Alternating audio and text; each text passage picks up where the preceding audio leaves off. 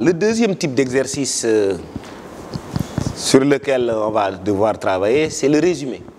Le résumé de texte ou la contraction de texte. Comme son nom l'indique, il s'agit de résumer un texte, donc de le contracter selon une proportion demandée.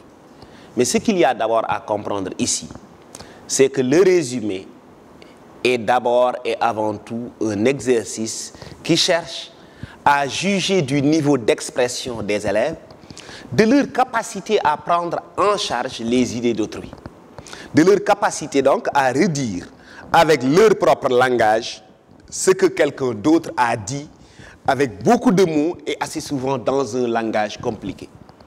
Donc ce que l'élève doit pouvoir comprendre, c'est que le travail qu'on lui demande consiste à rendre plus clair un texte qui a été donné de façon longue et souvent de façon peu claire. En tout cas, l'intention de celui qui justement corrige le travail de résumé qu'on fait, c'est tout simplement de voir que l'élève a pu faire un texte plus clair, plus accessible que le texte initial qui lui a été proposé. Et c'est pourquoi il faut d'abord comprendre que l'exercice de résumé est un exercice de reformulation. Par conséquent, c'est un travail d'expression. C'est par conséquent un travail de prise en charge des idées d'autrui à travers son propre langage. Le résumé obéit à une méthodologie que l'on pourrait dire simple, parce que tout simplement, il s'agit de respecter un ensemble de règles qui permettent de redire ce qu'un texte assez long a dit de façon plus ou moins complexe, de façon claire et de façon concise et selon une proportion demandée. La première règle à respecter dans le résumé, c'est justement que le résumé doit être une reformulation. Ça veut dire quoi? Dans un résumé, il faudra toujours utiliser une expression personnelle. Et utiliser une expression personnelle, ça veut dire quoi? Ça veut dire tout simplement chercher à redire avec son propre langage, sans pour autant abuser des mots du texte, sans pour autant tomber dans ce qu'on appelle la paraphrase, de pouvoir donc redire avec exactitude ce que l'auteur a dit. En d'autres termes, savoir dire l'essentiel avec son propre langage. Et c'est pourquoi ce travail de reformulation bannit ce qu'on appelle la copie partielle ou la copie entière du texte, notamment la paraphrase. C'est l'erreur à surtout éviter dans un résumé. Comme également, savoir rester collé à l'essentiel, c'est peut-être la deuxième règle. En résumé, il faut savoir être concis, il faut savoir être précis, mais il faut savoir surtout rester collé à l'essentiel. On ne peut pas redire dans un résumé ce qui a été dit de façon longue dans un texte qui compte peut-être 600 mots. On vous dit de le résumer en 100 mots. Si véritablement vous ne pouvez pas rester collé à l'essentiel, vous ne direz pas l'essentiel du texte. Parce que justement, le texte initial compte 600 mots, vous n'avez que 100 mots pour dire tout ce qui a été dit dans ce texte. Ça veut dire quoi? Qu'on ne vous demande pas de tout dire, mais on vous demande de dire l'essentiel. Et c'est pourquoi il faut savoir faire la différence entre ce qu'on appelle une idée essentielle et une idée qui ne l'est pas. Il faut savoir faire la différence entre ce qu'on appelle une explication et ce qu'on appelle une redite, ce qu'on appelle par exemple une idée ou un argument illustratif ou tout simplement ce qu'on appelle un exemple argumentatif. Tous ces éléments-là, en réalité, ne sont pas des éléments qu'il faut impérativement reprendre dans un résumé. Il faut reprendre l'essentiel. Et l'essentiel, c'est tout simplement ce sans quoi le texte devient incompréhensible ou le sens du texte devient incomplet. Et c'est pourquoi dans un résumé, il y a ce qu'on appelle des redites, les explications, les exemples qui sont simplement illustratifs, ou ce qu'on appelle par exemple des citations. Ces éléments-là ne sont pas souvent à résumer parce qu'ils ne sont pas essentiels pour la compréhension du texte. On va simplement se limiter à redire ce qui est essentiel. Et pour cela, il faut justement savoir identifier dans le texte quelles sont les idées principales et quelles sont les idées qui sont simplement secondaires. Quelles sont véritablement les idées sans lesquelles le texte devient incomplet dans son sens et quelles sont les idées qui peuvent être amputées au texte sans pour autant que son sens n'en soit altéré ou que son sens n'en soit tout simplement déformé ou incomplet. Et c'est justement pour cela qu'il faudra toujours, dans un résumé, savoir rester collé à l'essentiel, mais savoir également rester fidèle au texte. La fidélité, ça fait partie essentiellement des critères, ou en tout cas des règles qu'il faut respecter dans un texte de résumé. Et quand on parle de fidélité, ça veut dire quoi? Que justement, il ne faudrait rien ajouter au texte initial qui n'y était pas. Votre jugement personnel, votre accord ou votre désaccord par rapport à l'idée qui a été émise. Vous partagez, oui ou non, les idées qui ont été données par le texte initial. Le texte de votre résumé ne doit pas justement faire allusion à ceci. Votre résumé doit chercher simplement à redire avec votre propre langage ce que le texte initial a dit.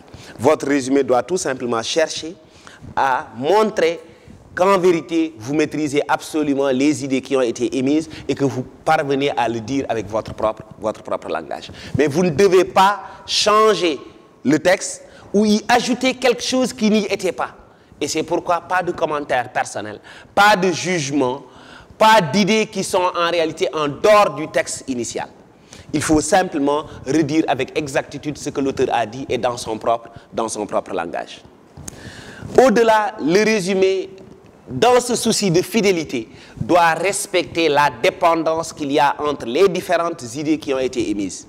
Quand, par exemple, deux paragraphes entretiennent des relations de cause à conséquence, ou quand deux paragraphes entretiennent des relations, par exemple, d'antériorité et de postériorité, on doit ressentir dans votre résumé la même logique, la même dépendance. Vous ne pouvez pas chambouler cet ordre et à la place d'un lien d'antériorité et de supériorité, mettre par exemple un lien d'opposition. Et c'est pourquoi justement, pour maintenir cette dépendance qu'il y a entre les idées, les connecteurs logiques sont impératifs dans un résumé. Et c'est justement, ce sont les seules choses qu'on vous permet de reconduire dans le résumé. Excepté les connecteurs logiques, vous ne devez plus reprendre les mots du texte, à moins que ce ne soit des mots génériques qu'on ne peut pas remplacer par autre chose. Les connecteurs logiques impriment donc cette dépendance qu'il y a entre les idées. Et c'est pourquoi, souvent, il faut également veiller à leur bonne utilisation. Parce que quand à la place d'un cependant ou d'un or, vous mettez en plus, ou bien vous mettez de ce fait, vous dites autre chose. Et par conséquent, ça devient de l'infidélité.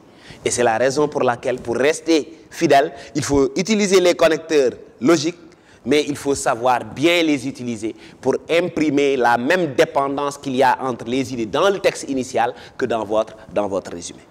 Or, les élèves souvent ont tendance à faire cette erreur, consistant souvent à ne plus respecter cette dépendance, mais également à même chambouler l'ordre d'apparition des idées dans le texte initial. Or, cela également est un critère de fidélité dans le résumé. Dans votre résumé, si dans le texte initial, les idées qui ont été émises dans le paragraphe 1 ne se retrouvent pas dans votre résumé en tête de texte, cela veut dire que vous avez changé l'ordre d'apparition des idées et vous faites de l'infidélité. Or, dans un résumé, principalement, les trois grandes erreurs à éviter, c'est la paraphrase, l'infidélité ou la juxtaposition. Parce que la paraphrase consisterait à recopier le texte en partie ou entièrement, systématiquement interdit dans un résumé. La juxtaposition consisterait à vouloir remplacer chaque mot par son synonyme, formellement interdit dans un résumé. Pourquoi? Parce que quand vous voulez remplacer chaque mot par son synonyme, vous vous rendrez compte qu'en français, il n'y a presque pas de synonyme absolu. Chaque mot, comparativement à l'autre, apporte une nuance de sens nouvelle. Si bien qu'à chaque fois que vous avez voulu remplacer un mot par son synonyme, au finish, vous déformez tout le texte et votre résumé devient totalement infidèle. Comme également, il faut éviter tout simplement de faire de du résumé un exercice de synonymie. Il faut toujours se rappeler qu'on ne résume pas des phrases, mais on résume des idées. On ne résume pas des phrases, on résume des idées. Cela veut dire quoi? Que justement, le travail que je dois faire doit consister à chercher à redire ce que l'auteur a voulu dire avec son propre langage, avec mon propre langage du moins, et non à chercher à remplacer chaque mot par son synonyme, parce qu'en vérité, lorsque je termine mon résumé, je dois avoir un texte. Et un texte, c'est un tissu. Ça veut dire un ensemble d'éléments qui se tiennent les uns aux autres, qui entretiennent entre eux une certaine relation de cohésion et de cohérence. Si maintenant, je remplace chaque mot par son synonyme, quand j'aurai terminé à faire mon résumé, je n'aurai pas un texte, j'aurai un assemblage de phrases, mais qui n'ont aucun sens, parce que n'ayant aucun rapport de sens, n'ayant aucun rapport de signification. Et c'est pourquoi, pour avoir justement ce lien logique, il faut non seulement imprimer à votre résumé une certaine cohérence en faisant en sorte que les éléments soient liés les uns aux autres par des connecteurs logiques, ou bien alors faire en sorte que d'un point de vue du sens, les phrases que vous utilisez entretiennent entre elles des relations de signification qui leur permettent d'avoir un sens et qui permettent de produire un texte. Un résumé, c'est un texte, et par conséquent, un texte doit être un ensemble d'éléments qui se tiennent les uns aux autres, donc des phrases qui se tiennent les unes aux autres et qui, rassemblées, donnent tout simplement une unité de signification que justement on pourrait comprendre comme et admettre comme un texte. Le résumé doit être suivi maintenant, une fois terminé, de la lecture global du texte, mais également du décompte systématiquement des mots, pour savoir exactement combien de mots j'ai utilisés, et on le précisera en bas de page. Certains élèves ont tendance souvent à barrer systématiquement une phrase quand ils se rendent compte qu'ils ont fait plus de mots qu'il n'en fallait. Le texte, le résumé ou la consigne me demandait de faire par exemple 125 mots, je lis mon résumé, je me rends compte que j'en ai fait 130. Au lieu de chercher justement à agir sur le texte de sorte à diminuer les 5 mots de plus, je barre systématiquement une phrase qui faisait 7 mots ou 8 mots. Je me retrouve avec moins de 125 mots et je pense que le tour est joué. Le correcteur me reprochera d'avoir amputé à mon texte une idée qui était essentielle. Ce qu'il faut faire au contraire, c'est d'agir sur la grammaire. Ce qu'il faut faire au contraire, c'est de recomposer mes phrases de sorte à ce qu'elles utilisent moins de mots. Et par conséquent, je vais enlever les 5 mots qui me manquent, les 5 mots que j'avais en plus, sans pour autant changer réellement le contenu de mon texte. Pour me résumer, on retiendra tout simplement que le résumé obéit à un ensemble de règles. D'abord, il s'agit de reformuler un texte, par conséquent d'utiliser une expression personnelle, de respecter une consigne, ça veut dire selon un certain nombre de mots, résumer le texte. Il s'agit de savoir rester collé à l'essentiel, parce qu'on ne peut pas tout dire, on dira donc l'essentiel. De respecter la dépendance entre les idées, de rester fidèle au texte en n'ajoutant rien qui n'y était, de ne pas chambouler l'ordre d'apparition des idées dans le texte, de ne pas y ajouter un jugement personnel, mais également d'éviter la paraphrase qui consiste à recopier entièrement ou en partie le texte, d'éviter la juxtaposition ou la synonymie consistant à vouloir remplacer un mot par son synonyme et non pas à résumer idée par idée ou à résumer paragraphe par paragraphe. Le résumé doit être suivi de la discussion. Et la discussion, elle est à l'image de la dissertation. C'est donc une dissertation dans laquelle on ne s'enlise pas souvent dans le détail. Et comme dans l'introduction d'une dissertation, il faut amener le sujet, poser le sujet et annoncer un plan.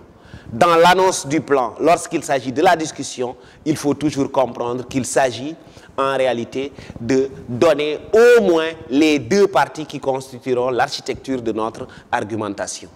Et souvent, il s'agit d'une partie qui vient confirmer la thèse de l'auteur et d'une partie qui vient la discuter, qui vient lui apporter une contradiction. Comme dans la dissertation, en développement, on exposera une idée directrice à laquelle on va adjoindre des idées secondaires, des arguments et des preuves. Et justement, dans la discussion, les exemples peuvent être pris souvent de la vie de tous les jours, mais également de la culture littéraire de manière générale.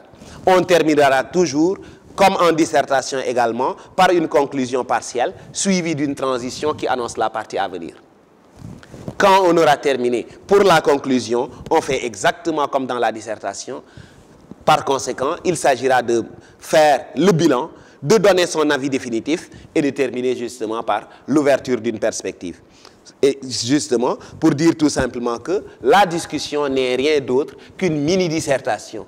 Et ce qui fait exactement la différence, c'est la brièveté, la concision. En réalité, dans la dissertation, puisqu'on a 4 heures de temps, on peut s'enliser dans le détail, on peut s'allonger, on peut tout simplement faire un devoir plus ou moins long et vouloir être exhaustif par rapport à la question qui est posée. Lorsqu'il s'agit d'une discussion, on ne peut pas s'enliser dans le détail parce qu'on a déjà pris la moitié du temps à faire le résumé. Par conséquent, en discussion, il ne nous reste pas beaucoup de temps. Il faut par conséquent savoir rester concis, savoir rester bref, mais savoir rester cohérent et convaincant. Par conséquent, il s'agit, comme la dissertation, d'une démonstration dans laquelle on cherche à convaincre, mais il faut savoir rester concis, mais pertinent. Savoir rester bref, mais savoir rester cohérent, parce qu'en réalité, lorsqu'on est dans la discussion, on ne peut pas s'enliser dans le détail. Donc, il ne faut pas tout simplement vouloir tout dire, mais il faut savoir dire l'essentiel, parce qu'on n'a plus le temps de tout dire comme s'il s'agissait d'une dissertation. Voilà donc les principales difficultés dans le résumé et la discussion.